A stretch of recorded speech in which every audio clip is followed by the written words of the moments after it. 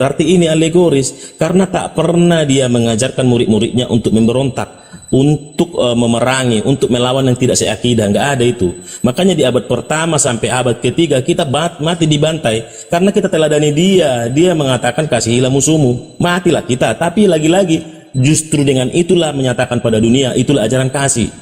Begitu. Nah, tentang ayat yang abang angkat ini tentang percaya Yesus, lalu keluarganya datang, bang. Keluarganya datang, menarik dia kembali, misalnya menjadi Hindu, menjadi Muslim dari agamanya awal, dia tidak mau. Itu narasinya bisa itu memisahkan, bang. Jadi bukan dalam arti sebenarnya, itu alegoris. Demikian abangku. Masuk ke Ibu Ripa, silakan. Oke, saya sambil terima paket ini ya. Izin. Penjelasan dari Pak Pendeta ya, itu tentu kami umat Islam tidak berhak untuk intervensi atau sanggah karena itu kan adalah pemahaman 300 berapa? 336. Nah, ketika Bapak menjelaskan hal seperti itu, tentu seseorang yang memiliki kalau zaman sekarang ya, ketika kita menyodorkan jawaban-jawaban itu tidak cukup puas orang-orang mendengarkan, pasti mereka akan tuntut. Dari mana Anda bisa mengartikan seperti itu? Bagaimana cara Anda menerjemahkan dalilnya seperti itu? Di satu ayat dikatakan alegori, di satu ayat dikatakan harfiah. Nah, metodologi apa yang kalian pakaikan orang Kristen untuk menerjemahkan kitab kalian sehingga kalian tahu bahwa ini loh alegori, ini loh harfiah. Tadi dikatakan Yesus datang tidak membawa kedamaian tapi membawa pedang. Lalu kalian bilang itu alegori. Di ayat lain kalian bilang itu harfiah. 336. Ini 30. Nah, jadi tolong Bapak jelaskan kepada saya metodologi apa yang kalian Kristen gunakan dalam menerjemahkan kitab kalian sehingga timbullah pemahaman seperti itu. Karena jujur li ya, ketika saya mendengarkan jawaban-jawaban dari teman-teman Kristen itu banyak yang berbeda tentang penafsiran satu ayat. Ini aja deh Pak. Silakan Pak, metodologi apa dan bagaimana metodologi itu diimplementasikan dalam mengimani keyakinan Anda atau Bible gitu sendiri. Ini alegori, ini harfiah. Siapa yang punya otoritas menentukan ini alegori, ini harfiah gitu? Ya. Silakan Pak Pendeta jawab. Terima kasih. Kalau saya jujur ya Pak, karena saya butuh ilmu, jadi saya ini pertanyaan saya itu mendasar, tapi penting. Karena kalau hanya pemahaman buat apa gitu ya? Pemahaman setiap orang berbeda, jadi nggak ada gunanya buat saya. Tapi kalau metodologi itu penting, karena itu dasar pijakan dari semua pemahaman. Lanjut. Oke, terima kasih Ibu Ripa atas pernyataan-pernyataannya. Ini sangat bagus untuk membangun kita semua dalam berdiskusi lebih rasional, lebih punya data, lebih dapat diterima akal. Oke, terima kasih untuk pertanyaannya. Jadi, kita ada istilahnya teks dan konteks. Untuk melihat satu teks, kalau nggak ketemu dia, baca satu perikop. Habis itu, lihat konteksnya pada zaman itu. Sosial budayanya, politiknya, strata sosialnya itu akan mempengaruhi konteksnya. Misalnya pada perjamuan kudus orang kan salah kaprah karena ada di sana kontekstualisasi. Misalnya perjamuan kudus pada saat itu kan makan benaran, memberikan makan orang-orang miskin dulu makan. Oke, lalu sekarang hanya roti dan anggur. Awalnya itu kontekstualisasi. Harusnya bungkus nasi bungkus, bagi-bagi di jalanan. Itu perjamuan kudus. Makan benaran, ajak pembantumu makan di rumahmu sampai dia menangis, ya Allah baik banget orang Kristen ini, diajaknya saya satu meja itu. Nah, untuk meneliti bagaimana itu alegori dan bukan, kalau kita ketemu teks dan konteksnya, ketemu latar belakangnya, otak normal akan tahu, oh ini arti alegoris, oh ini arti sebenarnya. Demikian Uni Ripa. Boleh lanjut. Oke, menarik ya. Kalau kita lihat latar belakang Yesus ketika si Petrus itu menyodorkan pedangnya kepada kupingnya orang Yunani dan Yesus mengobati. Kita akan lihat latar belakangnya di situ. Kejadian di situ adalah saat itu Yesus hanya beberapa orang, bukan dengan pasukan. Jadi kalau secara by logik ya kita bahas, tentu Yesus tidak akan mungkin membiarkan Petrus melawan, karena itu mustahil bisa dilakukan. Karena dia tidak akan mungkin bisa mengalahkan orang Romawi yang banyak itu. By the way, waktu Petrus saja berkata bahwa aku akan bersamamu, sementara si Petrus sendiri mengingkari. Jadi di sini ada ketidakkonsistenan dari pengakuan dari murid yang dipilihnya sendiri saja itu tidak mampu untuk konsisten dengan pilihannya. Faktanya ketika Yesus ditangkap, beramai-ramai murid-murid kabur, lari. Jadi hal yang wajar, analisis dari seorang Yesus manusia yang diberikan nubuat oleh Tuhan, wajar kalau dia itu tidak mengajarkan untuk lawan-lawan, karena itu istilahnya mohon maaf ya, ini juga akan merujuk kepada bagaimana Yesus ini bukanlah Tuhan. Karena kalau memang dia melarang Petrus memotong kuping, dia tahu sejak awal Petrus membawa pedang. Harusnya dia sebagai Tuhan, kalau memang dia adalah Tuhan, dia tahu bahwa ini akan dilayangkan ke kuping orang lain. Masalahnya adalah kenapa dia abai di situ? Udah tahu itu bawa pedang gitu loh. Dan Petrus nggak mungkin berdiam saja ketika dia pegang pedang. Kenapa dibiarkan bawa pedang kalau memang dari awal dia tidak suka kekerasan? Apa pedang itu buat hanya main-main? Bahkan Anda tahu kan dalam satu ayat, kalau kalian punya jubah, jualah dan belilah pedang. Sebenarnya kalau secara logika, kalau konteks, kalau background kejadian pada waktu itu terjadi seumpama di hadapan kita, orang-orang yang berpikir tahu bahwa di situ ada kewaspadaan yang ditingkatkan oleh Yesus, ada keinginan untuk melawan, tetapi ada hal yang memang dia sebagai hamba Tuhan, ya saya bisa buktikan dia hamba Tuhan, dia tunduk patuh dengan kehendak Tuhan. Dia akan bisa melawan semampu dia. Buktinya berkali-kali ketika dia hendak ditangkap, berkali-kali dia kabur. Pernah kan sebelum dia ditangkap sama Yudas, sebelum dijual oleh Yudas, berkali-kali dia berusaha untuk pergi, bahkan dia menghilang ketika dia mau dilempar. Artinya ada upaya-upaya dari Yesus yang kalian konteskan bahwa oh itu kan belum waktunya gitu. Nah ini kayak jawaban-jawaban kalian itu semuanya adalah multitafsir, jawaban-jawaban yang bisa dilarikan kemana saja oleh siapapun berdasarkan keinginannya untuk mentafsir Bible sendiri. Nah ketika Anda bicara tentang konteks apa yang misalnya gini, bagaimana metodologinya? Kalau kami Al-Quran itu ada asbabun nuzul, ada asbab turunnya ayat. Misalkannya ketika ada perang, perangilah orang yang memerangi kalian. Ternyata ayat itu diturunkan ketika umat Islam sedang diperangi. Itu yang disebut dengan konteks, yang disebut dengan latar belakang. Kemudian ayat itu turun di Mekah atau di Madinah. Oh, kalau di Mekah, maka pada waktu itu Nabi sedang berhadapan dengan orang-orang Baduy yang barbar. Maka wajar ada ayat-ayat yang berbunyi janji-janji bidadari. Sementara ketika di Madinah tidak ada lagi kata bidadari, tetapi hanya azwaja atau pasangan. Karena orang-orang sudah mengerti.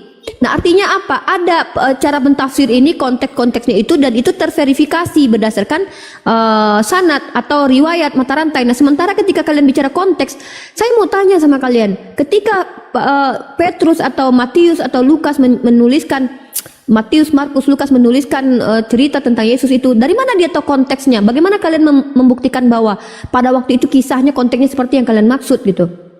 Kalau kami diperkuat dengan sejarah, dengan hadis misalnya, Rasulullah waktu itu disuruh berperang karena beliau diperangi. Oh, ada pendukungnya. Apa itu literasi hadis? Banyak orang yang meriwayatkan, iya pada waktu itu kami lagi diperangi. Maka inilah disebut dengan hadis. Penjelasan itu disebut dengan hadis. Nah, kalian kan hanya punya Biblos. Kalian tidak punya di luar dari Biblos. Kalian hanya melihat dari Biblos. Berarti kalian hanya melihat konteks dari Biblos. Bagaimana cara sudut pandang kalian gitu loh. Dan memang rata-rata orang Kristen menjelaskan itu pun berbeda-beda. Ya, ada yang mengatakan oh itu maksudnya alegori, oh itu indah, itu ini. Jadi apa ya, secara akademik tidak bisa dipertanggungjawabkan Pak Pendeta. Sejauh 4 tahun saya berdiskusi dengan teman-teman Kristen gitu. Jadi saya mau Pak Pendeta metodologinya lah, kalau hermeneutik misalnya jelaskan kepada saya latar belakangnya seperti apa gitu loh. Dari mana Pak Pendeta tahu kalau latar belakangnya Yesus pada waktu itu memang seperti itu, atau jangan-jangan seperti yang saya kisahkan bahwa pada waktu itu Yesus tahu kalau dia tidak akan mampu melawan orang-orang Romawi, makanya si Petrus disuruh menyarungkan pedangnya dan dia mengobati kupingnya orang itu. Gitu loh. Ya, jadi apalagi ada dalil sebelumnya bahwa dia menyuruh sahabat murid-muridnya untuk membeli pedang. Konteks apa lagi itu? Iseng-iseng kah begitu? Kan nggak mungkin. Silakan Pak Pendeta dijawab.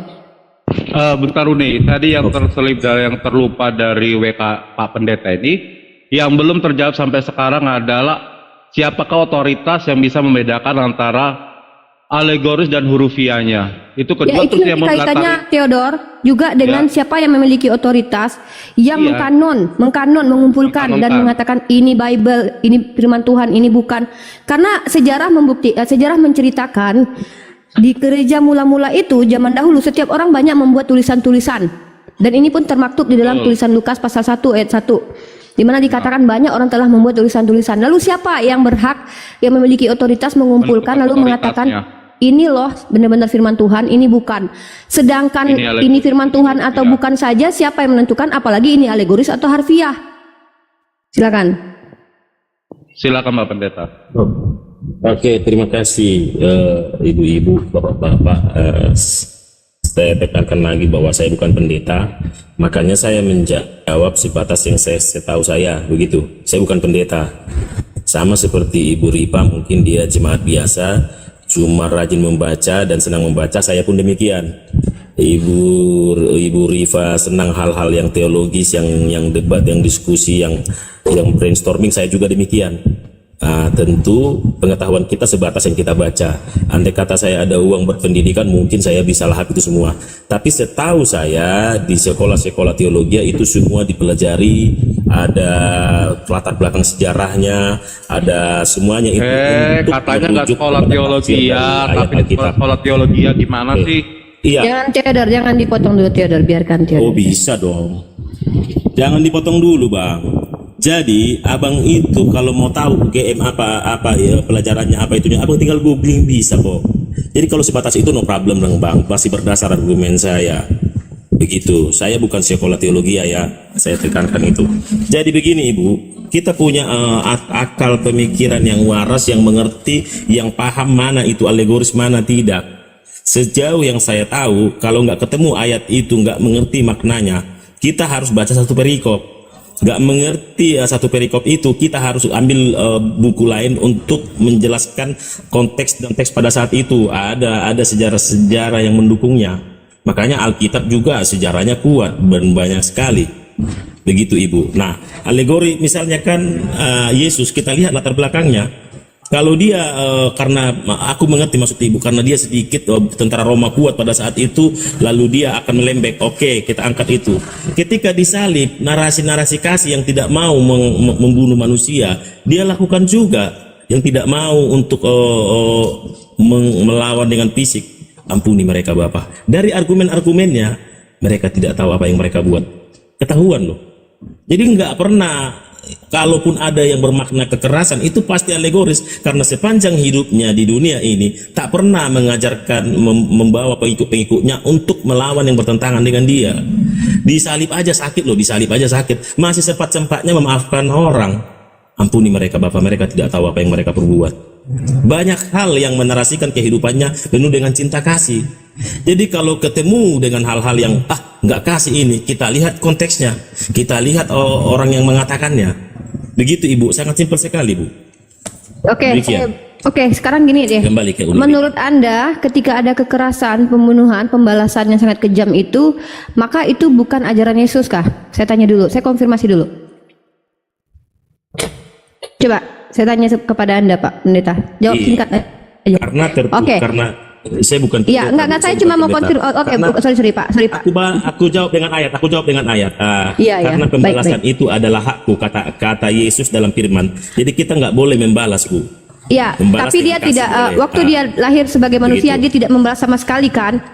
Kalau seandainya dia membalas pada waktu itu hal yang lumrah atau tidak? Kalau seandainya Yesus seperti mengutuk pohon ara yang tidak tahu berbuah kapan musim berbuahnya, atau misalnya dia melakukan apapun itu, menurut Bapak pantas tidak dia melakukan hal itu, penghakiman itu? Saya mau mengkonfirmasi dulu. Karena itu tertulis demikian, pantas Bu. Kan tertulis demikian. Oke, berarti Yesus hanya pada waktu lahir menjadi manusia itulah dia tidak menghakimi. Betul? Iya, siap. Nah, ini sangat aneh ketika kalau kita membahas tentang Yesus sebelum lahir, di mana Tuhan waktu itu masih dalam versi roh, banyak sekali membantai manusia. Bahkan manusia-manusia yang dikatakan salah menurut Tuhan itu adalah manusia yang tertulis di dalam ayat yang kalau menurut kita tuh kayak nggak mungkin salah. Contoh, anak kecil yang meneriaki Elia, botak, naiklah botak, dibantai. Kemudian Onan yang tidak mau menghamili kakaknya, dibantai. Kemudian anak-anak kecil suku Amalek dibantai. Dan ini sangat bertentangan dengan tawaran Tuhan yang hadir di abad pertama, yang berwujud manusia bernama Yesus, yang kata kalian tidak pernah membantai dan bahkan mengasihi. Sementara kalau kita lihat garis besarnya, skenarionya sangat mengerikan adalah bahwa Tuhan Bapa itu seolah-olah lebih kejam ketimbang Tuhan Anak. Ketika Tuhan Bapa belum menjadi manusia, belum menurunkan manusia yang berupa firman, dia sangat kejam. Lalu tiba-tiba Tuhan Anak seolah-olah lebih baik daripada Tuhan Bapa, tidak pernah berbuat kasar, bahkan tidak ditampar pipi kiri pun dia memberikan pipi kanan. Coba kita lihat bagaimana Tuhan seperti ini, ya. Dan saya sebagai seorang mahasiswi tentu mempelajari. Kita belajar tentang, kalau kita bicara tentang esensi Tuhan, apakah Anda mau mengatakan Tuhan itu bipolar, memiliki perasaan atau kehendak yang berubah-ubah sesuka-suka dia, atau apakah Tuhan Anda yang adalah Yesus dengan Bapa memiliki kehendak yang berbeda, sifat karakter yang berbeda, di mana Bapa lebih kejam sementara Yesus sangat lembut, santun dan luar biasa. Nah, kalau Anda bicara konteks perjanjian lama sangat terlihat kalau Anda baca dalam Nahum pasal 1 ayat 2 tertulis, Tuhan itu penuh amarah, penuh dengan dendam. Jadi ada dalil-dalil penguat bahwa Tuhan yang memang menghukum itu bukan Tuhan yang salah dalam perspektif perjanjian lama. Tetapi ketika Tuhan itu menjadi manusia, jangankan menghukum, ketika dia dihinakan saja dia tidak berani melawan. Lalu Anda bilang itu adalah kehendak dia. Nah, ini sangat bertentangan sifat Tuhan ini gitu loh. Seolah-olah Tuhan ini tidak memiliki prinsip, tidak konsisten dengan dirinya sendiri gitu ya. Kalau kita bicara tentang esensi Tuhan. Nah, silakan Anda bahas tentang Tuhan perjanjian lama yang sangat kejam, kemudian berubah menjadi, ini mohon maaf ya Pak, saya ini membawa narasi, kemudian tuduhannya pada keimanan kalian. Tuhan yang versi roh sangat kejam, tiba-tiba lahir menjadi manusia, kemudian belajar dia di bait Tuhan dan dia dibaptis. Walaupun baptis untuk Yesus katanya bukan pertobatan, tapi esensi baptis adalah untuk pertobatan dan mensucikan.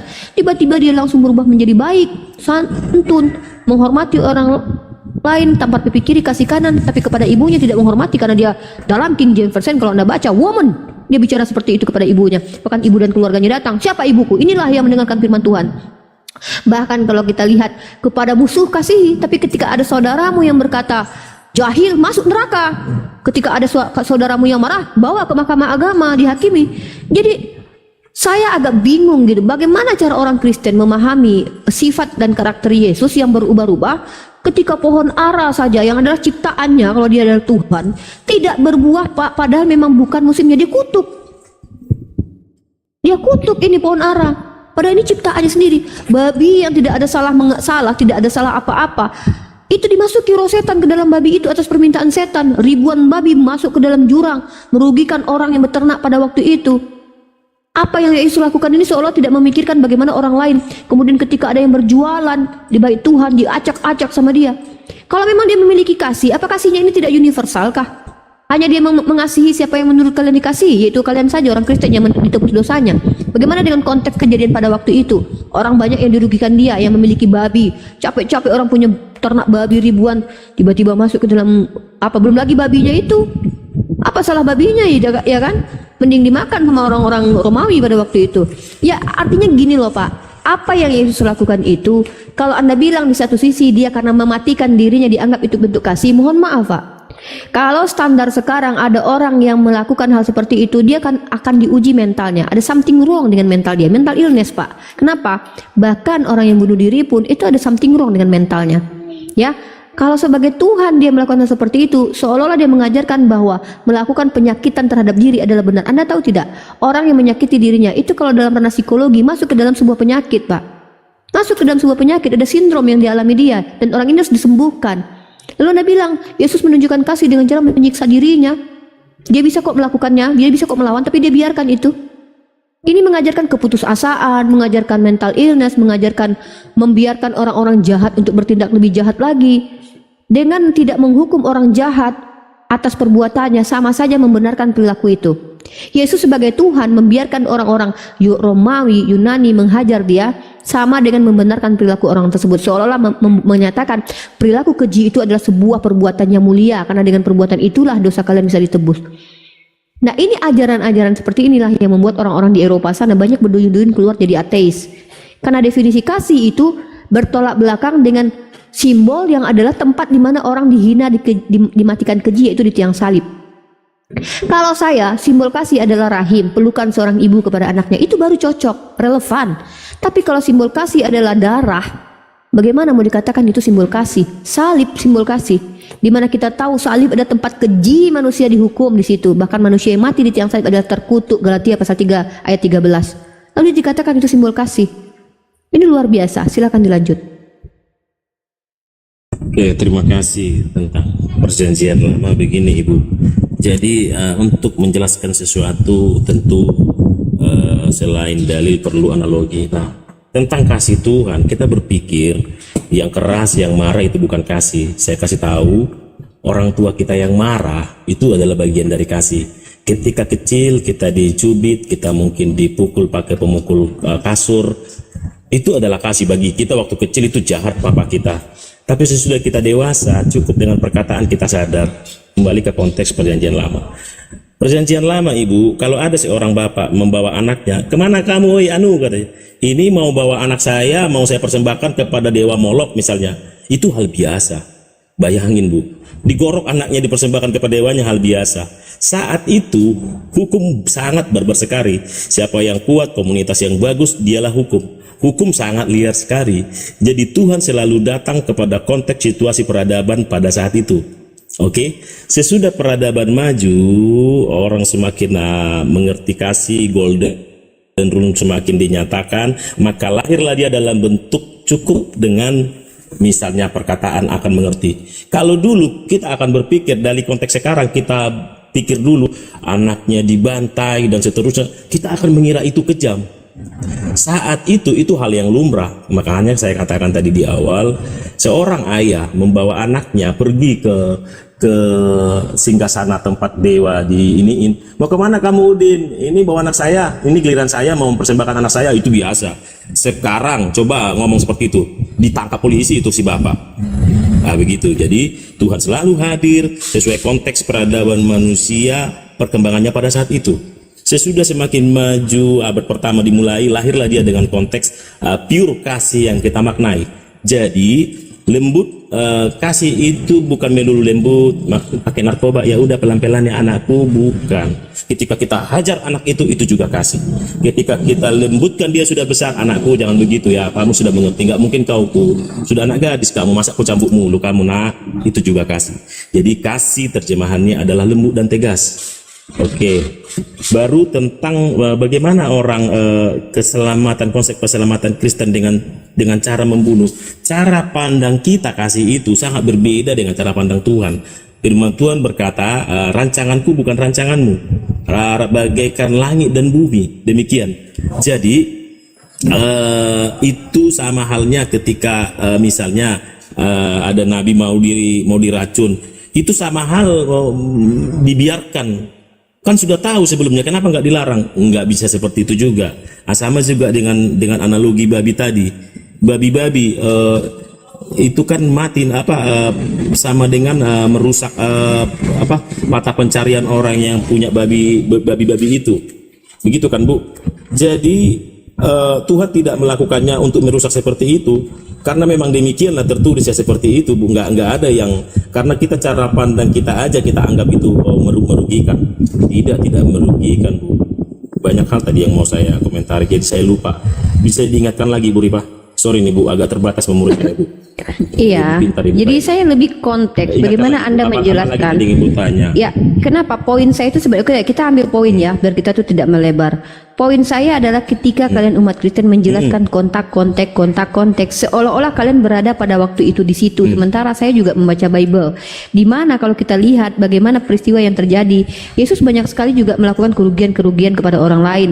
Nah, ketika kalian mengatakan Yesus itu kasih datang pada masa yang memang tepat pada waktu itu dengan hukum kasih, bagaimana Anda mau bilang itu zaman Helenisasi kok, zaman penjajahan kok, dan bahkan kehadiran Yesus pun tidak bermanfaat apa-apa bagi peradaban dunia yang ada apa? Anda pikir ketika Yesus datang di abad pertama itu manusia langsung baik-baik saja? Anda lihat bagaimana kejadian Perang Dunia I, Perang Dunia Kedua, bagaimana inkuisisi dari Katolik, bukan semakin baik, Pak. Seolah-olah apa yang Tuhan Anda lakukan itu gagal semua, padahal dia sudah turun ke bumi. Nah, yang kedua adalah esensi Tuhan, sifat Tuhan Anda ini. Ketika kalian bilang bahwa Tuhan yang versi manusia ini sangatlah baik, tidak pernah membunuh, dan seolah-olah Tuhan yang perjanjian lama itu sangat jahat ketika Anda bilang bahwa zaman dulu kan orang keras begini dan begitu.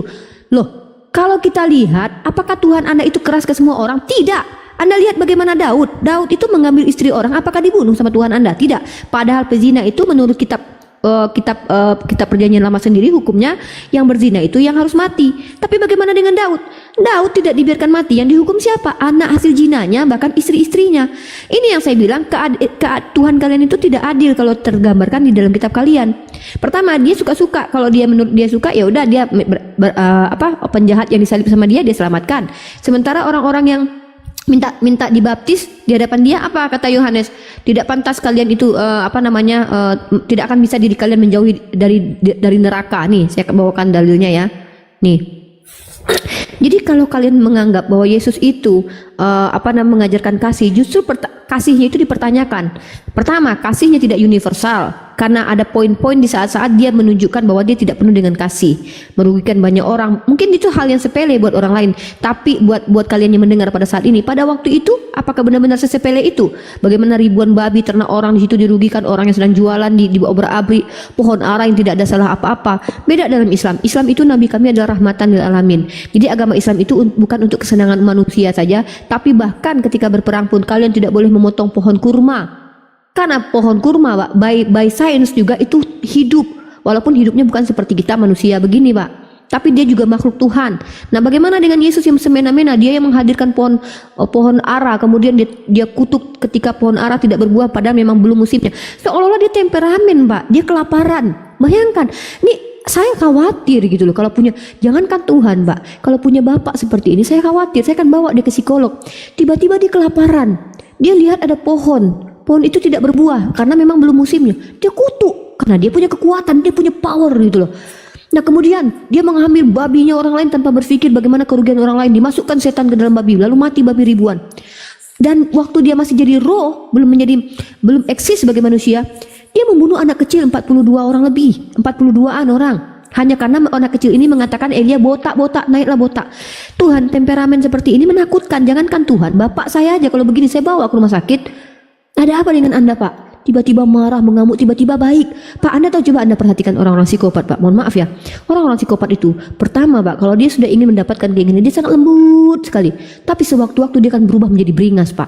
Nah, bagaimana kalau kita lihat dalam dalil Anda? Berapa kali Yesus mengatakan, aku datang tidak membawa damai. Oh, alegori. Tampar pipi kiri, kasih kanan. Oh, harfiah. Ini maksud saya. Ada ketidak konsistenan sifat dari Yesus sendiri sebagai manusia dan Tuhannya Anda sendiri sebagai esensi Tuhan. Pertama Tuhan versi roh, kedua Tuhan versi manusia. Bapak saya saja atau suami atau kakak saya saja kalau memiliki sifat seperti ini, saya bawa ke rumah sakit, Pak. Coba Anda pertanggungjawabkan, Pak, apakah sifat Tuhan Anda memang seperti ini, berubah-ubah sesuai dengan yang dia mau gitu. Di zaman perjanjian lama dia kejam, kemudian tubuh menjadi manusia dia tampar pipi kiri kasih kanan. Itu yang saya mau, esensi Tuhan Anda. Iya, maaf undur ini sebentar. Saya takut kepanjangan, nggak bisa ngerangkum kayaknya. Ya, intinya poinnya di sifat Tuhan. Di sifat Tuhan saja. Baik, poinnya sifat Tuhan Anda itu. Apakah sifat Tuhan itu konsisten, penuh kasih, atau suka-suka dia implementasikan kasihnya suka-suka dia kepada siapa yang dia mau gitu. Karena kalau kita lihat, dia kan berbeda-beda tuh. Ibu, begini, Bu Ripa, tadi kan sudah saya jawab. Jadi ketika bapak kita keras, lalu kita sudah dewasa dia lembut, wah ini bipolar ini. Enggak, Bu. Nah, seperti itulah Tuhan yang kita pahami. Ketika di perjanjian lama, yang hukum itu nggak ada hukum yang pasti, nggak ada. Siapa yang kuat dia loh punya hukum loh, Bu. Dan loh, pada hukum saat Taurat, itu, Pak, maaf Pak. Biasa, hukum Taurat di mana, Pak? Anaknya. Bentar. Hukum Taurat gimana, Bapak? Pertanggungjawab Bapak. Taurat hanya buat orang Israel, Bu. Buat orang lain nggak ada yang mempercayai. Ini Pak yang lebih mengerikan, Pak. Anda tahu tidak? Bentar. Itu juga polemik, Pak. Kalau hukum Taurat hanya untuk Bani Israel, sementara orang lain tidak diberi hukum. Sementara hukum Taurat menjadikan orang. Aku potong. Oh, oke. Ini bahaya ini. Ya, lanjut. Nah, jadi bangsa ini sudah disiapkan sejak semula, Bu. Jadi dipersiapkan begitu rupa untuk menyatakan kasih Tuhan kepada bangsa-bangsa sesuai dengan perkataannya dalam firman kepada Abraham, lewat keturunan mula bangsa-bangsa akan menerima berkat, menerima keselamatan dan seterusnya. Oke, jadi dipersiapkan. Makanya ketika Yesus juga dibaptis, loh ini kan pertobatan, apa maksudnya? Karena memang tertulis Mesias itu harus menggenapi hukum Taurat dan kitab para nabi. Waktu umur 13 hilang dia karena dia ada namanya bar mitzvah. Untuk laki-laki umur 13 tahun dimulai, untuk wanita dimulai 12 tahun. Sampai dia muncul ketika umur 30, itu makanya dia dikasih gelar rabi. Izin sekolah Pak, dia. dipotong. Nah, Dan poinnya langsung ke sifat-sifat Tuhan aja, Pak. Kan sudah aku jelasin, Pak. Sama seperti orang tua kita ketika anak-anak Iya. Analoginya jangan Aku dibawa ke men- orang tua Pak, secara alkitabiah dan secara Nah. literasi Alkitab aja. Artinya saya sudah jawab, teman-teman nggak terima. Nah itu sebenarnya urusan teman-teman. Saya kan sudah jawab bahwa sebagaimana orang tua kita waktu kita kecil disentil, bahkan orang tua saya tali jemuran itu dicambukkan ke kaki saya. Aku waktu kecil tahu apa aku rasa, awas kau, besar aku kubunuh kau, itu loh anak. Sesudah saya gede saya mengerti, bapak saya mengasihi saya. Nah, ketika peradaban semakin maju, lalu dia tidak melakukan itu lagi, apa salahnya dia Analogi begitu? itunya nggak ke situ Pak, tapi kepada Nah, konsisten kepada begini, Bang, begini. sifat-sifat Tuhan tadi Jangan yang potong dulu, Bang. berdasarkan dari alkitabiah atau literasi terbangunnya sejarah kekristenan itu daripada sifat-sifat Tuhan itu Pak. Ngapain Dengar dulu, melebar Bang, ke jangan situ? dipotong, biar ketemu. Ini bukan tentang melebar, ini logik sekali dan masih dapat diterima. Bagi Anda logikal sekali, tapi begini, tidak Bang. sinkronisasi dengan yang pernyataan yang tadi, gini, Bang. dengan dari Unirpa tadi. Begini Bang, beginilah terjadi pada komal-komal lain ketika sudah dijawab hanya kurang pas atau kurang cocok. Lalu kita meributkan itu semakin panjang, sementara di komal ini kita kan sambil bekerja. Waktu juga terbatas, sudah saya jawab. Mau terima tidak terima nanti kontemplasi abang lah di kamar itu bersama Tuhan abang. Begitu loh Bangku. Nah, dan sesuai juga konteksnya pada saat itu memang seperti itu. Biasa membawa anak ke pinggir jalan lalu ditanya temannya, mau kemana, mau bawa anak saya, giliran saya untuk mempersembahkan anak saya. Itu biasa. Kalau kita tarik pada zaman sekarang itu mengerikan. Artinya Tuhan selalu hadir pada konteks zaman peradaban manusia itu berada Bang. Itu jawabannya. Yang ditanya Ibu Riba itu jawabannya Ibu Riba. Nah tentang tadi disinggung tentang Yesus dibaptis, itu karena ada tertulis Mesias itu harus menggenapi hukum Taurat dan kitab para nabi, baru dia sah sebagai Mesias. Itu jawabannya Ibu. Jadi gitu ya, udah saya jawab ya, kaidah-kaidah Tuhan itu sesuai dengan analogi dan konteks pada zaman itu. Jadi kalau abang tanya lagi nggak ketemu kita sambil bekerja ini. Nah, begitu biar maju terus pertanyaannya. Demikian Ibu Riba. Sesingkat itu. Ya, Ibu Riba. saya tanggapi ya. Jadi menurut Bapak, Tuhan itu Silakan. hadir sesuai konteks. Padahal kalau kita lihat, zaman semakin maju bukan semakin baik, tapi semakin busuk dan buruk. Bahkan hingga saat ini pun peperangan pun tidak berhenti, walaupun ada beberapa daerah-daerah yang tidak ada perang. Tapi yang namanya peperangan tidak berhenti. Nah, bagaimana dengan kejahatan-kejahatan manusia? Masih sama seperti itu saja kok. Mungkin tidak terlihat nyata orang menyembahkan anaknya kepada dewa Molok lalu menyembelih, tidak. Tapi kalau kita lihat, anak-anak banyak yang dikorbankan dengan apa? Tidak diajarkannya bagaimana cara seorang anak itu tidak dipunishment. Justru itu lebih keji ketimbang anak-anak dipotong gorok gitu. Karena apa? Membesarkan anak-anak yang bakal menjadi calon-calon psikopat, calon-calon anak yang tidak bertanggung jawab. Ketika dia salah, Tuhan sudah tanggung kesalahan itu. Maka anak-anak seperti ini, anak-anak yang bersikap jahat seperti ini, anak-anak yang tidak dikasih punishment, hukuman, justru itu lebih mengerikan. Mari kita lihat bagaimana zaman dahulu kita diajarkan dan dididik keras oleh orang tua kita. Kita tahu, bahkan Bapak sendiri mengatakan, oh ya itu bentuk kasih supaya aku lebih besarnya lebih terdidik. Lalu bagaimana ketika anak-anak sekarang diajarkan ketika kau salah maka Tuhan telah menanggung kesalahanmu, kau tidak apa-apa, tidak boleh dimarahi. Anda lihat bagaimana sekarang anak-anak kepada gurunya saja sudah tidak ada rasa hormat. Nah ini justru berkontradiksi dengan keadaan realitas, ketidakrelevanan dalam apa yang dilakukan Yesus. Maksud saya adalah ketika Yesus menurut Anda turun sebagai manusia dalam konteks itu mengajarkan kebenaran, kebaikan, harusnya itu jadi parameter yang bisa dipegang pada saat ini, relevan ajaran Yesus.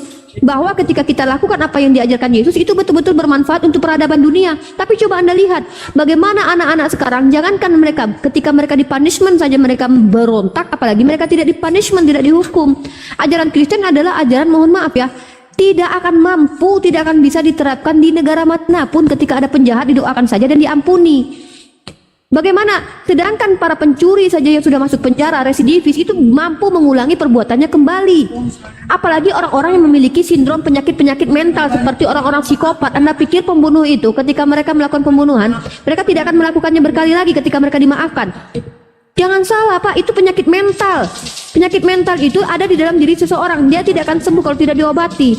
Nah kalau ajaran Kristen ini diaktualisasikan dalam kehidupan bermasyarakat, hancur sudah, hancur. Kenapa? Satu hal ya, tidak ada satupun negara yang ketika pelaku ini, tolong di mute dulu biar nggak noise Pak, mute dulu Pak. Kalau Anda mengatakan Yesus itu hadir, Pak, di mute dulu Pak, di mute dulu Pak. Pak Waksib, ini ada Kalau seandainya kita bilang bahwa yang dilakukan Yesus itu adalah murni pilihan dia sebagai Tuhan, tentu harusnya baik menurut dia sebagai Tuhan. Dan ini harus betul-betul kita lihat dampak positifnya. Pertanyaan kita selanjutnya adalah apa dampak positif dari penyaliban Yesus di dunia? Tidak ada. Ketika Yesus disalib, bahkan penyaliban Yesus menjadi pertempuran besar gara-gara perdebatan tentang Yesus mati atau tidak. Contoh kita sekarang ini. Bahkan dengan hadirnya Yesus ke dunia itu membuat, Anda tahu tidak? Saya tunjukkan sebuah fenomena rasisme orang berkulit hitam itu dihina, dinistakan semenjak Yesus menjadi Tuhan yang berkulit putih. Seolah-olah standar kebenaran, standar kebaikan adalah malaikat itu berkulit putih seperti bule-bule, yang mana yang berkulit hitam itu bukan orang yang layak dipandang sebagai orang benar. Justru bukan kebaikan yang diajarkan oleh Yesus. Dengan justru kehadiran Yesus sebagai manusia berperawakan yang menurut kalian putih seperti bule itu, dan kemudian hanya hadir di Yerusalem, lalu Bapak memilih tadi bahwa bangsa itu dipilih, menunjukkan kasih Tuhan kalian itu tidak universal. Tuhan kami memang memuliakan orang Bani Israel di awal, tapi ketika mereka berkali-kali ingkar, Allah laknat mereka.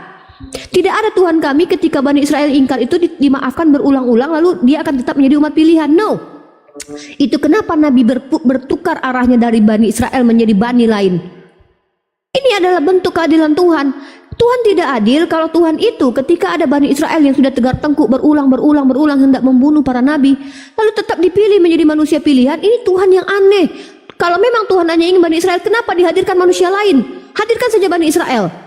Jadi orang lain, Bani Edom, orang yang bukan Bani Israel tidak akan teraniaya. Ini Tuhan macam apa seperti ini, hanya memilih satu suku untuk menjadi keselamatan, lalu yang lain tidak dipilih, tidak diberikan hukum, yang lain dibiarkan makan babi, yang lain dibiarkan tidak bersunat, tapi sementara Bani Israel dilarang makan babi, dilarang harus bersunat. Kemudian dia hadir di abad pertama, lalu atas nama Paulus mengatakan bertemu dengan Yesus mengajarkan, oke, buat kalian tidak perlu lagi bersunat, oke, buat kalian tidak apa-apa makan babi lagi. Ini macam apa, Pak? Tidak universal kasihnya. Kalau Allah Subhanahu wa taala berdasarkan ajaran para nabi, Allah memberikan peringatan berkali-kali, bahkan kepada Firaun pun Allah perintahkan, berkata lemah lembutlah Musa dan Harun kepada Firaun. Tetapi ketika dia ingkar, Allah tidak memberikan juga. Allah memberikan azab yang nyata kepada Firaun dengan ditenggelamkan, Pak. Itu diceritakan dalam Al-Qur'an juga. Kemudian bagaimana dengan Bani Sodom? Karena mereka melampaui batas Allah hukum, maka juga Allah berikan hukuman kepada kalian. Kalau seandainya menemukan orang-orang seperti ini dan saksi terpenuhi, maka ini juga boleh kalian lakukan. Hukumannya apa? Ada syariatnya. Itu bentuk keadilan, Pak. Karena ternyata lagi bete ini memang berbahaya, makanya Allah berikan hukum-hukum biar kami tegakkan di dunia ini. Karena Allah Subhanahu wa taala memerintahkan kami berlaku adil. Inilah sifat Tuhan, Pak. Yang kekal sifat Tuhan itu universal kasihnya, tidak pandang bulu. Hanya mentang-mentang Bani Israel lalu sudah tenggar tengkuk masih saja dikasihi. No, Pak. Tidak seperti itu. Bahkan Allah mengatakan orang Arab tidak lebih mulia daripada orang di luar Arab. Itu, begitulah Tuhan. Itu kenapa saya masih berislam. Saya melihat, saya takut kalau punya Tuhan seperti Tuhan kalian. Bahkan ada dalil. Sorry ya, di sini sudah azan, saya mau sholat habis ini. Pak ya, itu suara ada. Iya, saya di sini mau azan, mau sholat dulu ya. Oke, poin terakhir. Artinya saya melihat ketidakadilan justru ada di dalam diri Tuhan Anda yang kasihnya itu pilih-pilih dan tidak universal. Berbeda dengan Tuhan saya yang universal dan saya bisa jelaskan. Terima kasih, saya mau sholat zuhur dulu. Assalamualaikum. Terima kasih Uniripa, tafadhol. Waalaikumsalam. Jadi untuk menjawab Ibu Ripa begini, Ibu, terima kasih teman-teman masih mau mendengar, dan bagi teman-teman yang mau sholat kayaknya silakan sholat dulu, yang masih mau mendengar silakan di sini juga demikian. Nah, saya akan jawab begini, Ibu, kasih Yesus itu tetap universal, Bu. Misalnya untuk anak-anak tertulis di Kisah Para Rasul kalau tidak salah, hai anak-anak taatilah orang tuamu di dalam Tuhan karena demikianlah mestinya. Baru untuk istri, hai istri-istri tunduklah kepada suamimu seperti kepada Tuhan. Lalu kepada suami, hai suami-suami pukullah istrimu. Oh bukan pukullah, kasihilah istrimu seperti dirimu sendiri. Itu ada di tengah, tinggal dibaca kok, dan itu sangat universal sekali. Lalu kembali ke Eropa. Eropa itu dibangun oleh kultur kekristenan. Kenapa mereka meninggalkan kekristenan? Karena kekristenan telah menjadi agama. Karena the true Christianity is not religion, bukan ritual, bukan simbol-simbol. Kekristenan sejati adalah the way of life, cara hidup. Cara hidup yang bagaimana? Balik ke awal. Cara hidupnya melimpah dengan kasih. Makanya kasihnya, kultur kekristenan, kasihnya tak ditinggalkan, tapi ritual dan simbol-simbol ditinggalkan. Karena kenapa? Ketika kekristenan menjadi agama, mereka mengagungkan agamanya yang lebih kuat dari yang lain, Katolik dari Protestan, akhirnya mereka jadi terjadi pembodohan. Makanya saya sepakat disebutkan Karl Marx, agama itu adalah candu, ia membuat bodoh. Tetapi esensi dari pengajaran kekristenan adalah kasih, itulah kekristenan sebetulnya. Makanya Eropa maju karena dibangun oleh kultur kekristenan yang adalah kasih. Baru tentang babi tadi, di mana kasihnya ketika dibuang? Nah, itu bisa saya jawab dengan analogi. Ketika Mesias atau Isa Al-Masih dalam Islam datang, lalu dia akan mematahkan salib dan membunuh babi-babi. Bagaimana dengan pengusaha babi itu kalau tinggal dibunuh saja? Nah, itu jawabannya ke sana. Baru kemudian di mana kasih universalnya? Justru dalam kekristenan kasih universal terbayarkan. Ada kesetaraan di sana. Tidak ada dipisahkan dalam beribadah sama. Karena kau datang haid, bukan fisik agama kita, tapi batinia, hatimu yang dibutuhkan Tuhan. Baru tentang Paulus yang tidak sunat, iya, karena hukum positif orang Israel dan menjadi tradisinya yang adalah hukum Taurat itu buat orang itu. Kalau ada orang-orang misalnya pembantunya orang Israel dalam rumahnya mau jadi agama Yahudi, ada namanya prosesnya proselit, harus diproselitkan dulu, panjang, ada prosesinya. Jadi makanya di abad pertama kekristenan, ketika Petrus berkhotbah, 3.000 orang Yahudi, orang Israel bertobat dan seterusnya, mereka yang orang Yahudi tetap melakukan tradisi Taurat, tetapi mereka yang bukan orang Yahudi, mereka hanya melakukan kasihnya, yang penggenapan dari hukum Taurat itu. Kenapa? Karena dalam hukum Taurat misalnya, hukum fisiknya orang Israel, ketahuan dulu berzina baru dirajam. Tapi disempurnakan, digenapi oleh Yesus, jangankan ketahuan, berpikir kamu misalnya, maaf, kepada seseorang wanita, berpikir jorok, kau telah berzina. Jadi bangsa-bangsa lain tidak mengikuti tradisi fisiknya lagi, tetapi yang esensinya. Jangan kau berpikir jorok, itu sama dengan zina. Sinkronisasi kasih secara universal itu di mana, Pak? Itu yang menjadi pertanyaan. Sinkronisasinya di mana? Jika hukum kasih itu masih diterapkan, yang Bapak bilang itu namanya, ketika Yesus mengajarkan kasih dan disinkronisasikan hukum kasihnya secara universal pada saat itu, di mana letaknya? Ketika misalnya Yesus harus memberikan tampar pipi kiri, berikan pipi kananmu, nah disinkronisasikan secara universal pada saat itu tuh di mana? Dan negara-negara maju Eropa bergerak dan maju seperti itu bukan karena hukum kasih yang diterapkan, tapi memang dasar dari pola struktur cara berpikir mereka. Apakah itu dilatari belakang oleh kasih daripada Yesus? Tentu tidak, karena mereka memahami budaya dan literasi cara berpikir mereka sendiri. Jauh-jauh sebelum namanya peradaban Kristen menjamah namanya Eropa, mereka memiliki kultur budaya yang memang sudah sangat maju. Jadi jangan disampingkan bahwa Yesus menyampaikan kasih itu adalah Eropa maju berkat ajaran kasih yang diberikan kepada Yesus pada negara Eropa itu. Jauh, Pak, bertolak belakang. Karena apa? Pembuktiannya. Apa pembuktiannya? Dia memang betul terjadinya, seperti perang dunia atau perang-perang lain yang dilakukan oleh bangsa Eropa, terus denominasi daripada namanya pada negara tersebut. Dan bila diterapkan pada saat ini, kalian pun sesama yang namanya dengan ajaran kasih yang diterapkan Yesus dalam tubuh kekristenan itu sendiri, masih saling dalam kata kutip masih saling bercengkrama ria. Itu bagaimana penerapannya pada saat ini? Makanya ditanyakan sinkronisasi secara universal pada saat ini, hukum kasih yang diberikan Yesus itu apakah berjalan dan diterima sesuai dari dasar yang paling fundamental sekali hingga pada tahapan yang paling atas. Itu loh Pak yang menjadi pertanyaannya. Dan pertama Pak, mohon maaf jangan dipotong dulu, kan belum selesai. Kedua sudah saya jawab sebenarnya, cuman Bapak nggak terima. Seperti bukan misalnya tidak terima karena tidak menyangkut dan tidak yang secara ditanya Ibu Ripa. kontekstualnya loh Pak. Kontekstualnya apa? Yes. Misalnya, dengar dulu Bang. Misalnya ditanya Ibu Ripa tentang anak-anak, apa poin-poin yang ditanya? Saya jawab satu persatu. Bagaimana anak-anak menerapi hukum kasih? Tertulis, hai anak-anak taatilah orang tuamu, karena demikianlah mestinya. Kepada istri-istri bagaimana? Hai istri-istri, tunduklah pada suamimu seperti kepada Tuhan. Bagaimana dengan suami? Hai suami-suami, kasihilah istrimu seperti dirimu sendiri. Itu dalam lembaga terkecil yang disebut keluarga. Oke? Nah, dalam lembaga besar misalnya tamparlah pipi kiri memberikan pipi kanan, itu konfirmasi. Makanya ketika Yesus ditampar, Konfirmasi kepada Bani Israel, tapi kedua Pak, ketiga bukan nggak usah konfirmasi tanya kepada lagi. kekristenan.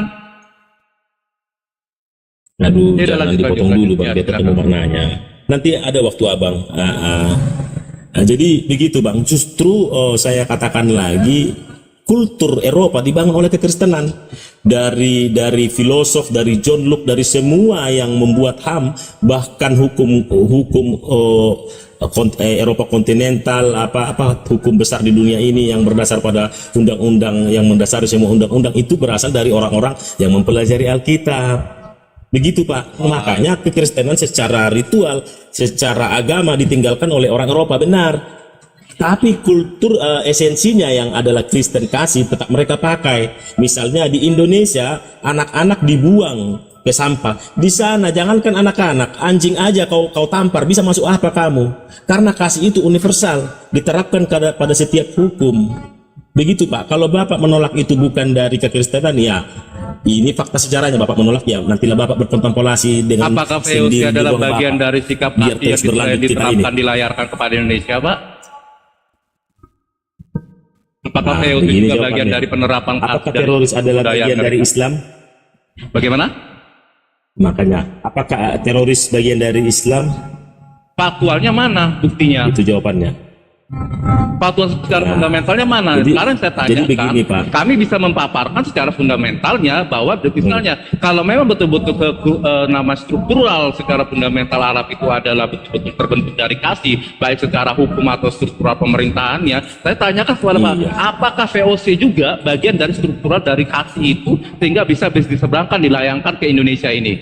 Nah itu sudah fakta real. Tapi ketika akan Anda menjawab teroris, itu bukan pemahaman daripada Islam itu sendiri, tapi memang sudah di luar konteks Islam, dia memaparkan atas dinama Islam. Kan begitu loh Pak. Makanya dari tadi Bapak itu nggak ada Itu logiknya dia, itu Saudara kemana Theodor. begitu. Hanya memutarbalikan Ya sudah, agar dianggap yang ada logik. netizen. Bukan Bang. Begini Bang. Jadi jangan memutarbalikan Pak. setiap Mana yang tidak orang-orang- logik Bapak anggap untuk paparkan menjadi anggap logik. Ini kan menurut Abang, ada 475 netizen di sini Bang. Mereka punya pemikiran sendiri-sendiri.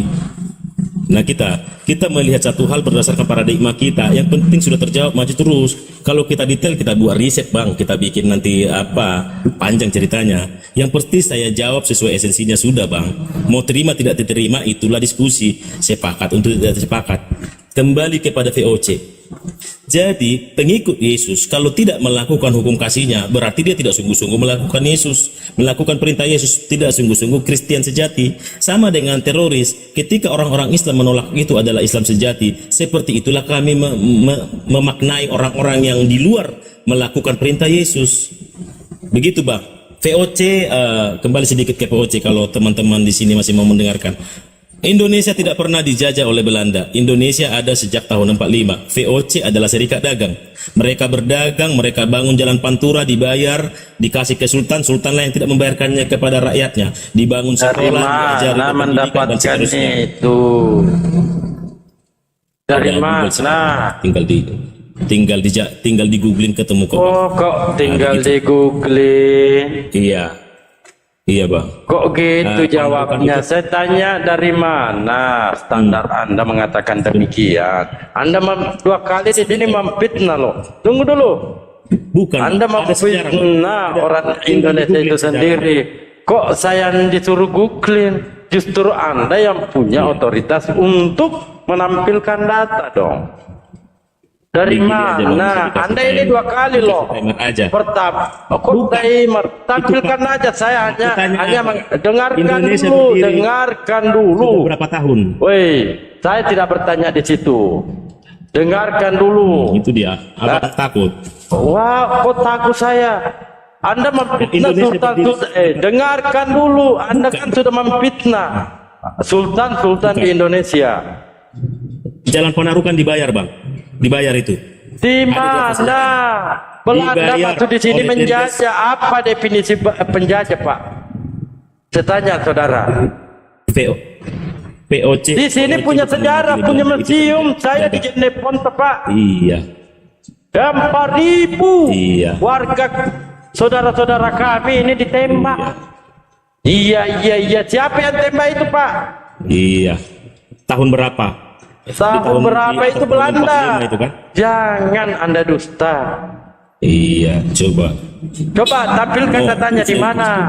Tahun 46. Coba saudara tampilkan di mana? Tahun 45 kita itu kerajaan-kerajaan, bukan Indonesia. Saya Bang. paham. Jadi abang harus tahu Saya teman-teman. paham. Indonesia baru ada tahun sejak Saya tahun tidak 45. berbicara Sebelum Indonesia. tahun 45 kita itu negara sendiri-sendiri. Kita itu negara sendiri-sendiri. Dan Jadi Sudirman, Jenderal Sudirman, Anda katakan apa itu Jenderal Sudirman melawan Belanda? Iya, sesudah 45. Saya tanya itu Jenderal Jadi, Sudirman ini apakah 300 masih dalam tahun kerajaan? sejak mereka Kerajaan? Saya tanya dulu dong. Itu Iya. Jenderal Sudirman, itu apakah Iya. masih dalam kerajaan, Bang? Dia bertempur sejak tahun 45, Bang.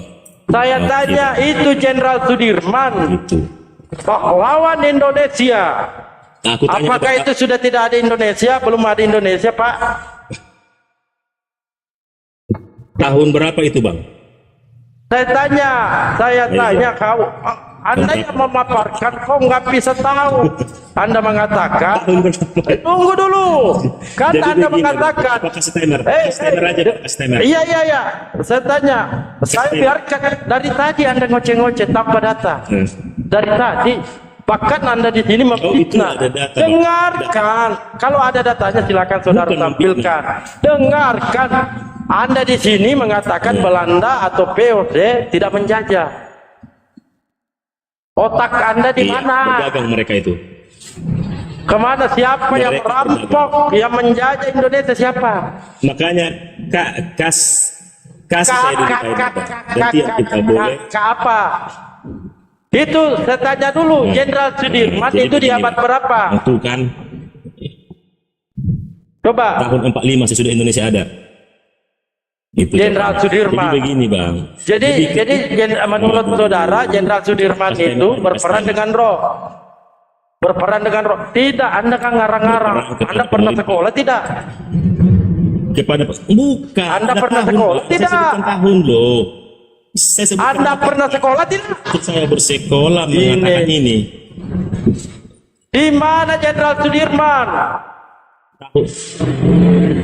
Tahun 45 dia berperang pada pemerintah Indonesia sesudah Indonesia merdeka. Siapa Oke, yang aku jawab dilawan? lagi sama ku. Ini orang ini. Nah, Saya biarkan saudara berbicara ini, tapi Indonesia jangan memfitnah. bukan tiga- Anda memfitnah lagi. ada Google bukan Di mana? Tunjukkan sejarahnya Jenderal Sudirman melawan pemerintah Indonesia. Di mana?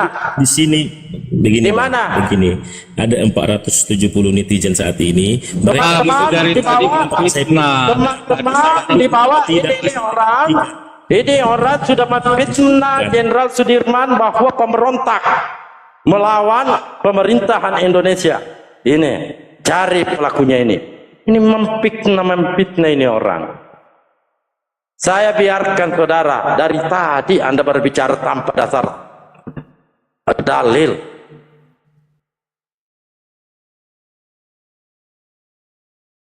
Kenapa sih kamu tidak mau jujur? Sultan-sultan yang ada di Indonesia Anda fitnah. Kau fitnah pula Jenderal Sudirman yang berkorban, mengorbankan seluruh jiwa raganya. Kau fitnah dia menjadi pemberontak.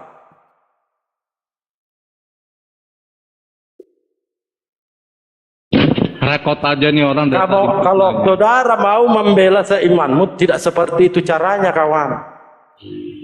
Walaupun Belanda itu Kristen ya, tidak seperti itu caranya.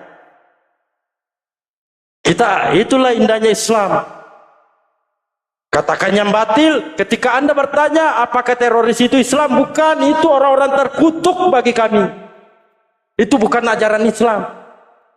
Ente tahu-tahu jelas-jelas Belanda masuk di sini menjajah, menginjak, merampas, memperkosa. Anda masih bela. Otak kamu di mana? Ketika Anda bertanya ke saya, Apakah itu teroris? Itu Islam? Begini, Saya Bang. tanya, jawab bukan. Bukan. Gantian lagi kita bicara. Silakan tunjukkan di mana Jenderal Sudirman memberontak. Silakan. Enggak ada aku bilang memberontak. Jadi begini ya teman-teman. VOC Ada datang tadi ketika kamu Pak bilang Insel- seperti itu, bahkan kamu memfitnah. Itu kamu luruskan dulu mana Enggak. datanya tampilkan. Enggak dong. Makanya nggak Ini cocok bagi subjektif. kamu digunakan timer. Berarti harus ditegaskan dengan cara seperti Justru ini. ada timer, bisa yang lain. Tidak ini. bisa karena orang dengan seperti tenang. kamu harus Anda tadi dari ditegaskan. tadi bicara, Bukan kawan. Tanpa data. Disangka nggak ketemu. Di mana dibilang tadi, coba di mana Oke. datanya Jenderal Sudirman betul-betul memfitnah? Kamu bilang fitnah, memberontak kepada negara Indonesia. Enggak, dia bukan memberontak, dia berjuang buat negara Republik Indonesia. Aduh. Jangan dipelesetkan, Bang. Jangan dipelesetkan, Itu. kamu sudah Kamu bilang bilang fitnah tadi di tidak mana? seperti itu. Dengar dulu. Dengar dulu teman-teman. Indonesia ada berdiri secara Pertanyaannya itu di tahun mana 1945. datanya yang seperti yang kamu Oke. bilang bahwa Sebelum fitnahmu itu 19 Jenderal Sudirman memberontak Ya pada ampun. Indonesia di mana? Inilah Saya karena kan Anda jadi membela yang pemberontak. salah, Bang. Itulah hancurnya kau. Bukan. Ketika kau membela yang salah, maka Makanya kasih saya kesempatan alasanmu seribu macam alasan Bukan kamu. membela yang salah. Saya Di mana datanya objektif Jenderal dari Sudirman tadi, Pak. seperti yang kau fitnahkan itu adalah memberontak pada Indonesia? Kau yang mengatakan itu. Saya tak mengatakan itu. Waduh, Kau dia tahu pelipur banyak lagi. mengatakan. Jadi Indonesia sebentar dulu, Aduh, Bang. berusaha Kasih saya kesempatan kamu dulu. ngeles. Tidak Jadi ada Belanda perlu. datang sekitar bukan ngeles, yang saya katakan semua ada datanya. Teman-teman yang 500 ini bisa Tunjukkan tampil datanya. Tunjukkan. Inilah Di mana saya datanya bicara. Jenderal Sudirman memberontak? Inilah akibatnya Kamu kalau yang terlalu banyak mengatakan itu. bicara. gitu. Jadi Indonesia terlalu berdiri banyak tahun bicara, 1945. tidak punya data, Jadi- membela yang penjajah. Bukan. Itu menyebutkan tahun itu data, Pak. Tahun 1945 Saya bisa Indonesia sebutkan berdiri secara tahun. jure. Saya bisa sebutkan tahun, Oke. tetapi Ya, kita harus tapi kan- membuka sejarahnya di Benar mana. nggak yang ku bilang, Pak? Indonesia berdiri. Iya, Indonesia berdiri tahun 45. Benar nggak saya bilang? Apa saya fitnah? Siapa Tidak. bilang Benar, Indonesia betul, berdiri betul. tahun 45? Sejarah dari mana kau? Oke, itu dia. Sejarah dari mana Indonesia Jadi, itu tahun berapa, Pak? memproklamasikan itu kemerdekaannya di tahun 45? Ketawa lagi. Ketawa lagi. Dari mana? Pelekatan Sejarah mana Sumpah yang kau baca, Pemuda tahun 1948 Proklamasi Indonesia tahun- sudah tersirat di situ. Dengarin, pelekatan Sumpah Pemuda di tahun Iya. 1948 itu sudah ada negara Indonesia di situ, botol. Iya, secara de jure proklamasi tahun 45. Proklamasi itulah. Katakan kamu yang bilang negara Oke, Indonesianya. secara de jure. Saya tidak tanya Kamu kan justifikasi. berdiri. Iya, Saya tanya. secara Kita tanya dulu. Tunggu dulu. embrionya itu. Tunggu dulu, Iya, Bang kamu Wik. framing. Bang Wik, Gitu. dengarkan. Siap, Bang. Tahun berapa? Siap, silakan. Tahun berapa Jenderal Sudirman berjuang? Iya, googling aja lah sendiri. Masa saya cari Kok- untukmu, Bang? Semua orang bisa cari itu. Gimana Anda mengatakan tadi Jenderal Sudirman itu melawan pemerintahan Indonesia? Katamu itu bukan kata saya. Masya Allah. Masya Allah. Di sini 500 orang mendengar, Iya. woi. Iya. Sudirman berjuang untuk negara Republik Indonesia. Udah jangan Itu. mengalihkan, Itu saya tuntut kamu di mana datanya Jenderal Sudirman memberontak kepada pemerintah Indonesia. Datanya di mana?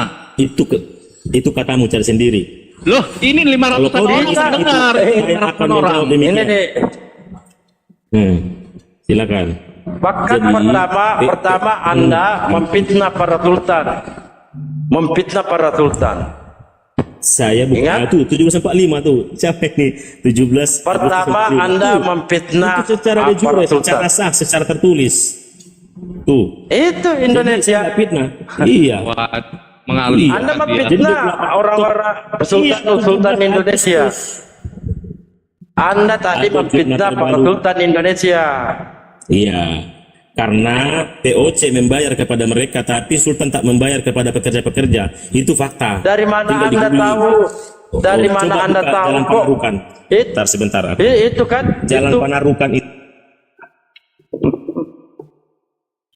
Mulai mau lari dia. Lari.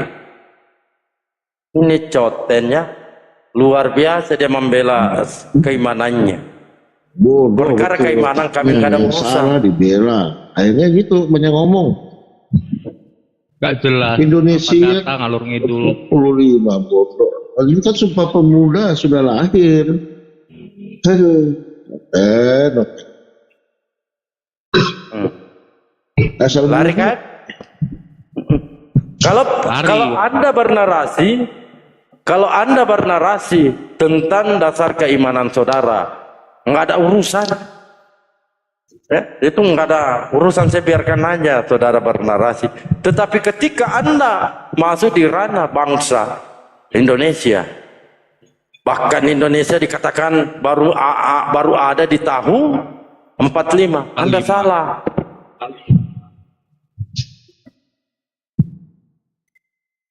Dan dia katakan Jenderal Sudirman, ya, kami banggakan.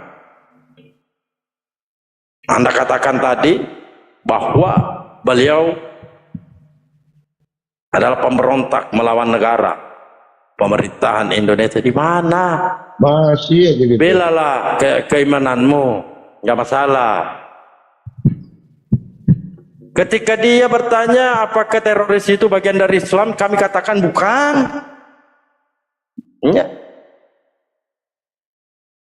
Ketika kami dikatakan kamu kutuk, kami kutuk.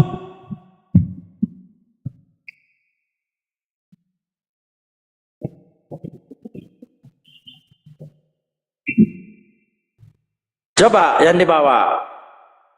Benar tuh dia ngomong Jenderal Sudirman melawan pemerintah. Itu pernyataannya tadi. Apa bedanya? Ada yang typin host yang fitnah? Tidak. Apa bedanya melawan pemerintah itu yang dikatakan pemberontak, saudara-saudara?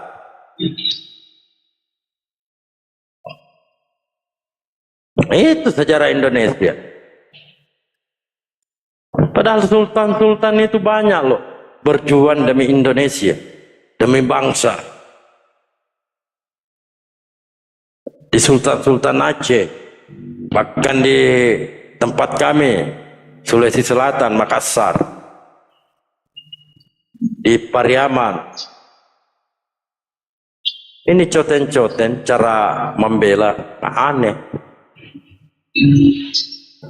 Karena dia tidak mau, itulah kalau dia kejar ajaran kasih, maka inilah akibatnya. Ajaran jahat dipaksakan jadi kasih. Coba googling, semua hotel-hotel di bawah, googling di mana negara-negara Islam menjajah. Di mana? Di mana negara-negara Islam menjajah, di mana? Paling yang jajah itu negara-negara Kristen, banyak penjajah itu. Salah satu contoh Amerika, Prancis, Jerman, Belanda, Inggris, aneh-aneh Portugal, nah, apa lagi? Portugis, apalagi semuanya mereka itu penjajah. Bodoh betul. Kita diskusi ranah keimanan aja, gak perlu masuk di bukan ranah kita. Bebel Anda tidak paham masuk di sejarah, sejarah juga tidak paham. Masa Indonesia dibentuk lahir di tahun 45, dari mana ambil sejarahnya? Ini cerminan tidak punya ilmu, berani naik berdiskusi. Dari tadi saya tengok ini orang nggak ada ilmunya, cuman pandai bersilat lidah.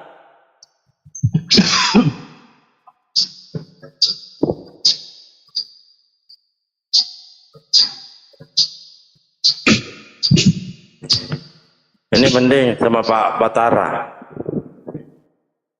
punya ilmu ini. Selamat siang, Bang Batara. Aman Batara.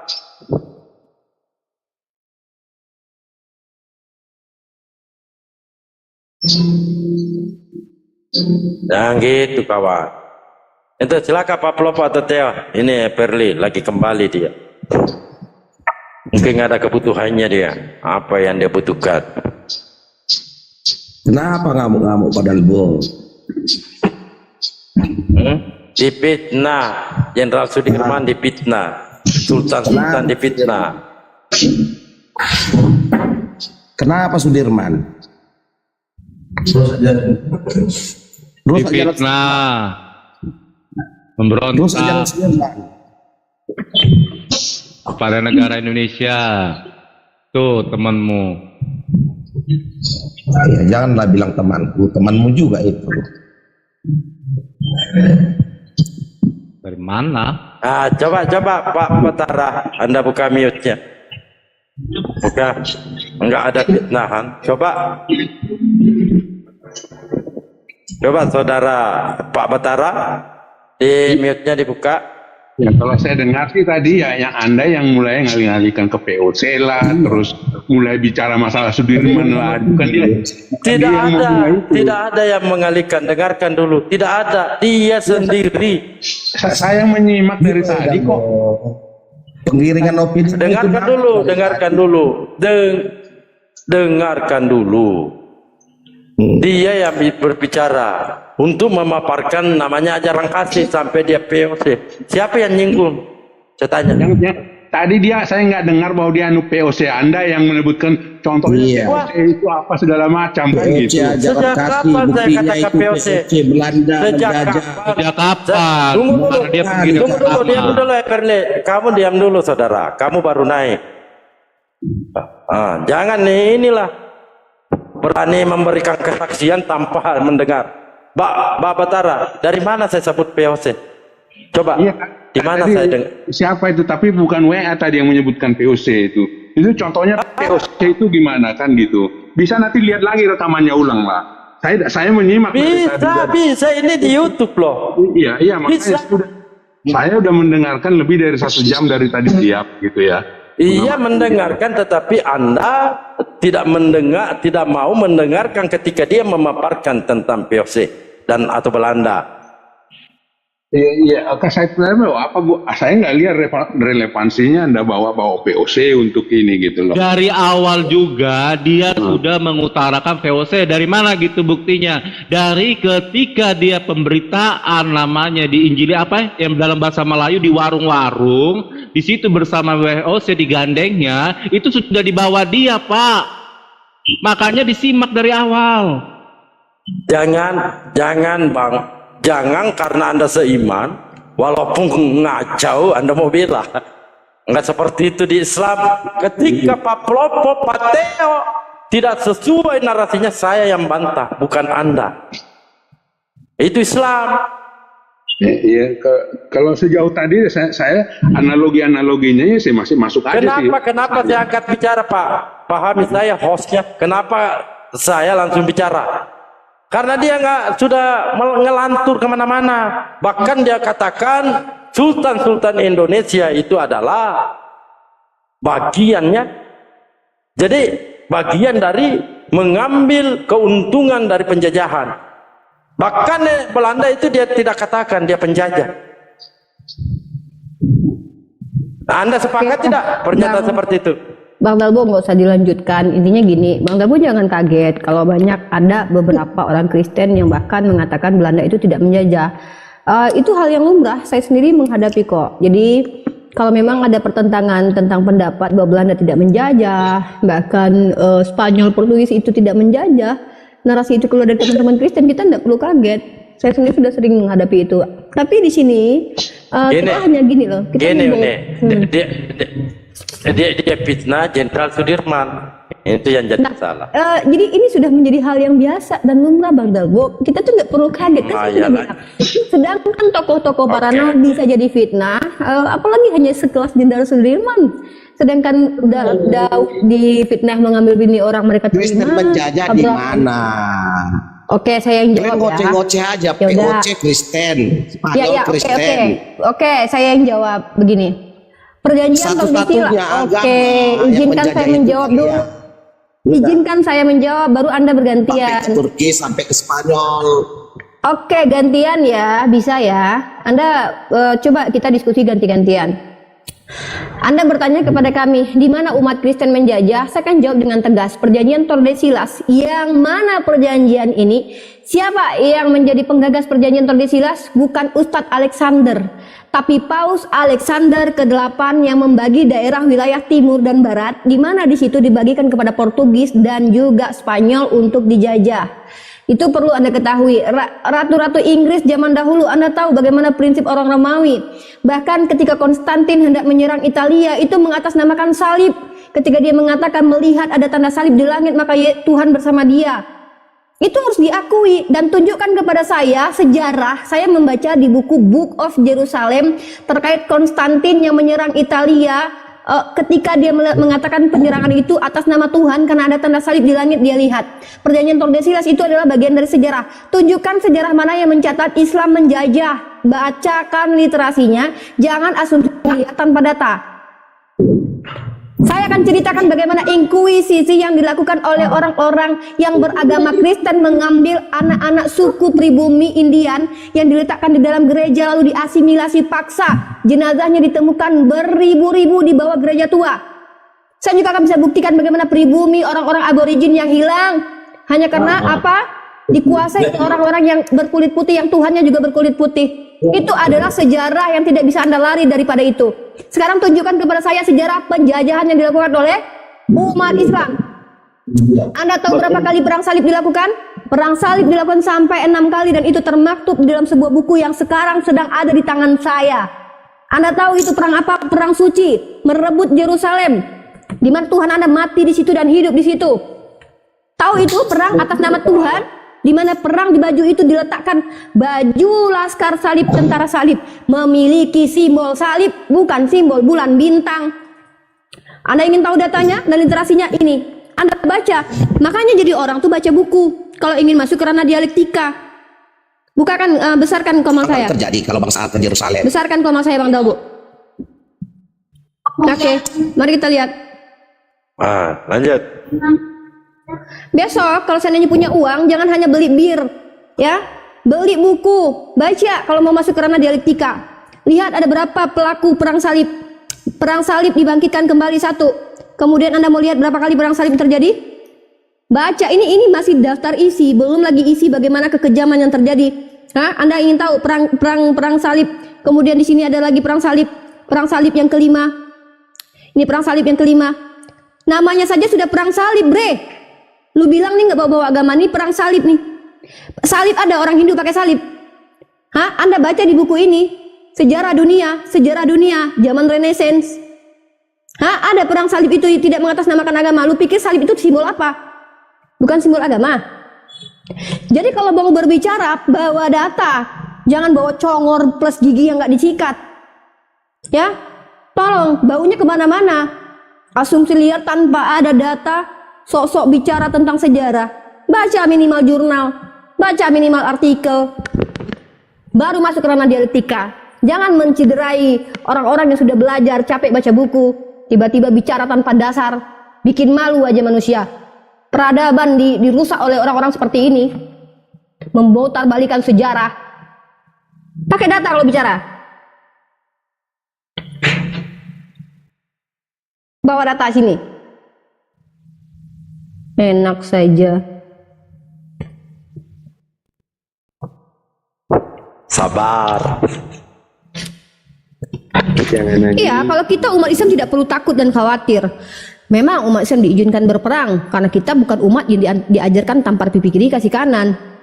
Jihad fisabilillah ketika kita membela keluarga kita dari kekejian orang-orang yang hendak mencoba. Perang salib itu yang buat orang Islam. Sudah. Istilah perang salib dibuat oleh orang Arab. Mana datanya? Ya. Monyong, dirumuskan datanya mana dia. monyong? Datanya monyong. Iya mana buka data aja. lu? Orang Arab buka lu. aja. Dasar ini merusak peradaban akademisi ini. Jangan fitnah kamu Everly, jangan Orang fitnah. Arab. Emang ngapain orang Arab datang ke Turki, datang ke Spanyol bawa pasukan? Hah? Mana orang Arab datang ke Turki, Spanyol, bawa datanya sini. Mana? Woi, Mana? Cara atau berbohong ini. Ngomong nggak jelas. Turunin aja kalau nggak ada gunanya hidup. Hidup aja jangan-jangan lu nggak berguna lagi. Mau masuk kerana dialektika nggak bawa data. guru besar Libya itu siapa yang membuat istilah guru besar Libya itu? Apa ini? Data kau bilang kan orang delik. Itu kan sudah ditampilkan oleh Uni. Janganlah. Sudah ditampilkan datanya masih Nyalah-nyalahin orang Arab kau. membantah. Yesus kau itu loh, Nabi Ibrahim itu dari Irak asalnya, tahu kau? Apalagi Yesus, kau pikir Yesus orang Eropa apa? Dasar kalian. Jangan kalian yang nyembah Ini pagan. mungkin nyambung ini Uni. Ini nih Batara ini mungkin nyambung. Ya, silakan Pak Batara. Asal jangan bernarasi liar aja lah. Jangan membalikkan sejarah, itu kurang ajar sekali ya. Sejarah yang sudah terverifikasi lalu dibalikkan, difitnah, diputar balikkan. Itu kekejian yang sangat luar biasa loh, penipuan yang luar biasa. Memfitnah orang-orang yang sudah bergelar pahlawan, memfitnah orang-orang yang bahkan memperjuangkan kehidupannya untuk negara ini. Itu kurang ajar. Bahkan saya sendiri sangat menghormati Pierre Tandean.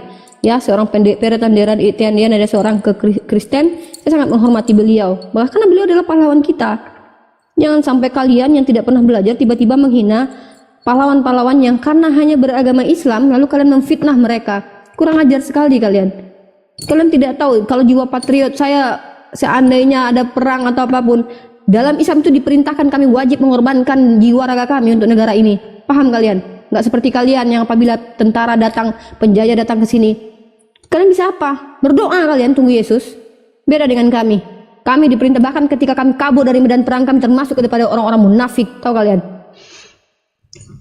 Itu dalam Islam itu seperti itu. Tidak ada rasa takut, kematian itu adalah hal yang pasti. Jadi ketika kalian bicara tentang para pahlawan yang pada negara ini sepakat bahwa mereka disebut sebagai pahlawan, kalian hina mereka, kalian nista mereka, kurang ajar kalian. Merubah-rubah sejarah, pandai betul. Gak baca data lagi. Gua kepret ganteng gua nanti. Memang ya Uni, kalau nggak ada Oten di dunia ini nggak seru ya Uni ya. Sebenarnya kita tidak masalah bang, kita tidak masalah. Gini loh bang, saya tidak pernah bermasalah dengan orang-orang yang beragama lain gitu, karena itu sunatullah. Bahkan Allah sendiri yang mengatakan, mudah saja bagi Allah hendak menjadikan kita ini satu kaum saja, tapi Allah hendak menguji kita dengan apa yang kita miliki.